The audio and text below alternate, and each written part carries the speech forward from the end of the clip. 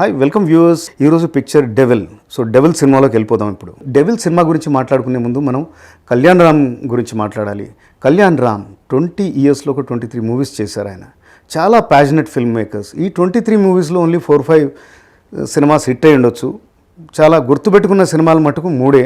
అతనొక్కడే, then Pataas, అలాగే ఈ మధ్య వచ్చిన Bimbisara. These movies were blockbusters. మిగతా సినిమాలన్నీ ఐదర్ యావరేజ్ లేకపోతే బిలో యావరేజ్ ఆర్ ఫెయిల్యూర్స్గా మిగిలిపోయాయి. సో బట్ కళ్యాణ్ రామ్ హిట్స్కి ఫెయిల్యూర్కి సంబంధం లేకుండా ఆయన సినిమాలు తీస్తూనే ఉంటారు. డిఫరెంట్ సినిమాలు తీయాలనేది ఆయన తపన. ఈ ప్రాసెస్లో అతను మనకు 2-3 మంచి super directors like Surender Reddy, Anil Ravipudi, Mallidi విశిష్ట ఇలాంటి డైరెక్టర్స్ను కూడా మనకి ఇంట్రడ్యూస్ చేశారు అతను.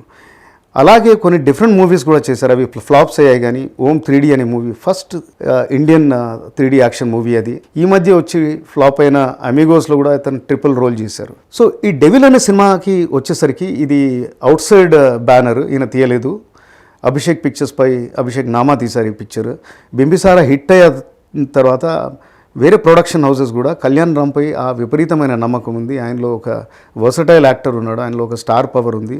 అతను తన వెరైటీ మూవీస్ తోటి ప్రేక్షకులను అందరినీ కూడా థియేటర్స్లోకి లాక్కు రాగలుగుతాడనే నమ్మకం ఈ ప్రొడ్యూసర్స్లో ఉంది. ఈ సినిమాని మనము ఒక investigative thriller or spy thriller కింద కేటగరైజ్ చేయొచ్చు. ఇది 1945 బ్యాక్డ్రాప్లో ఉంటుంది, అంటే పీరియడ్ బ్యాక్డ్రాప్. అట్లాగే దేశభక్తి అనే థీమ్ తోటి మిక్స్ అయి ఉంటుంది. 1945 ఆల్మోస్ట్ అంటే బ్రిటిషర్స్ బయటికి వెళ్ళే తరుణం. 1945లో సుభాష్ చంద్రబోస్ ఇండియన్ నేషనల్ ఆర్మీకి జనరల్ ఉంటాడు. అతను బ్రిటిషర్స్కి పంటలో రాయిలాగా తయారవుతాడు. సో ఆయన్ని ఎలా అయినా పట్టుకోవాలి, ఎలా అయినా మట్టు పెట్టాలనేది బ్రిటిషర్స్ ఒక మేజర్ ఎయిమ్ ఉంటుంది. సో వాళ్ళ సీక్రెట్ సర్వీస్ ఏజెంట్ ఇండియనే అతను, డెవిల్ అని కళ్యాణ్ రామ్. అతన్ని వాడుకొని ఎలా అని పట్టుకోవాలనేది వాళ్ళ ప్లాన్. ఈ కథ రాసపాడు అని మద్రాస్ దగ్గర ఉండే ఒక పెద్ద విలేజ్లో జరుగుతుంది. ఆ ఊరి జమీందార్ గారి అమ్మాయి మర్డర్ తోటి స్టార్ట్ అవుతుంది. ఆ మర్డర్ని ఇన్వెస్టిగేట్ చేయడానికి డెవిల్ని పంపుతారు. జనరల్గా మర్డర్ ఇన్వెస్టిగేషన్స్ లోకల్ పోలీస్ చేస్తారు, కానీ ఇందులో ఒక పర్పస్ ఉంటుంది. డెవిల్ని ఎందుకు పంపుతారు అనేది ఆ స్టోరీ. సో డెవిల్ ఆ మర్డర్ ఇన్వెస్టిగేట్ చేస్తూ ఎట్లా ఈ ఐఎన్ఏ అండర్ గ్రౌండ్ వాళ్ళతోటి ఎలా వాళ్ళ దగ్గరికి ఎలా వెళ్తాడనేది నెక్స్ట్ స్టోరీ. సో ఈ సినిమా ఇప్పుడు చెప్పినట్టుగానే మర్డర్ తోటి మొదలవుతుంది. వేరియస్ క్యారెక్టర్స్, ఆ ఇన్వెస్టిగేషన్, 20-25 మినిట్స్కి డెవిల్ ఎంట్రీ, ఇలా స్లోగా మనం కథలోకి వస్తాం. సో నెక్స్ట్ ఒక హాఫ్ అన్ అవర్ పాటు ఈ థ్రిల్లర్ ఇన్వెస్టిగేటివ్, అంటే ఈ క్వశ్చన్స్, ఈ పరిశోధన కాస్త ఇంట్రెస్టింగ్గానే ఉంటుంది. కొద్దిగా అప్పుడప్పుడు స్లోగా అనిపిస్తుంది. బట్ ఇంటర్వెల్కి ముందు ఒక 15 మినిట్స్ ముందు పేస్ అందుకుంటుంది ఈ పిక్చర్. మనం అప్పుడు మెయిన్ స్టోరీలోకి లాగబడతాం. ఇంటర్వెల్ తర్వాత సినిమా పేస్ బెటర్ అవుతుంది, చాలా ఎంగేజింగ్ అవుతుంది. బట్ స్టిల్ అందులో కూడా హైస్ అండ్ లోస్ ఉంటాయి, యాక్షన్ సీక్వెన్సెస్ ఉంటాయి.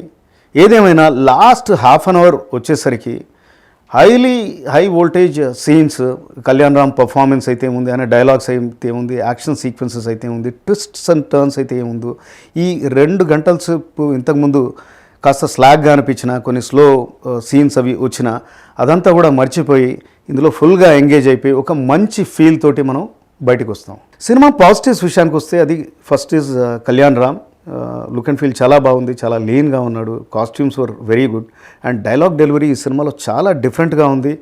I think he'll be appreciated for his dialogue delivery. అలాగే production design is very good. Art work simply super. Over the top budget కాకుండా limited బడ్జెట్లోనే ఆ ఎరాని 1945 ఎరాని చాలా బాగా వీళ్ళు క్రియేట్ చేశారు. Hats off to them. Then story is actually good story. అందులో లాస్ట్లో వచ్చే ట్విస్ట్స్ అండ్ టర్న్స్ బాగున్నాయి. ఇక నెగిటివ్ విషయానికి వస్తే, ఎక్కడైతే స్టోరీ బాగుందని చెప్పాను, స్క్రీన్ ప్లే కాస్త చాలా స్లాగ్గా ఉందన్నమాట. స్క్రీన్ ప్లే టాట్గా ఉండేది ఉంటే ఈ సినిమా ఒక నెక్స్ట్ లెవెల్కి ఉండేది. అండ్ హై వోల్టేజ్ సీక్వెన్సెస్, ఇలాంటి సినిమాలు హై వోల్టేజ్ సీక్వెన్సెస్ని పెట్టే స్కోప్ చాలా ఉండింది.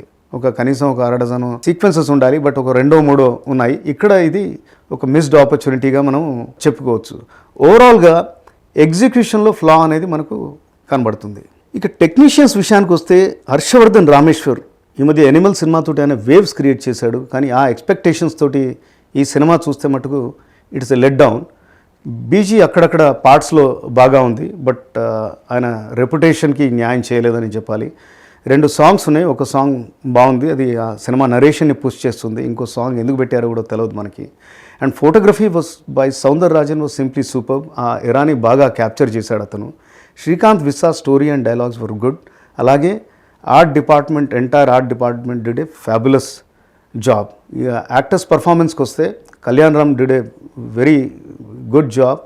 అలాగే సంయుక్త మేనన్, మాల్వికా నాయర్ వీళ్ళిద్దరు కూడా చాలా బాగా పర్ఫామ్ చేశారు. And on the whole Naveen Medaram ఏదైతే కాంట్రవర్సీ మధ్యలో ఉన్నాడో అతను మంచి ప్రయత్నమే అని చెప్పాలి. ఇంకా బాగా తీసే స్కోప్ ఉండింది. బహుశా ఆ కాన్ఫ్లిక్ట్ ఏదైతే ఉందో ప్రొడ్యూసర్ అండ్ డైరెక్టర్ మధ్య ఉంది, అది సినిమా మీద ప్రభావం చూసి ఉండొచ్చు. But I think he has a great future. Thanks for viewing this and my rating for this movie is between say 2.75 to 3. Thank you. See you again.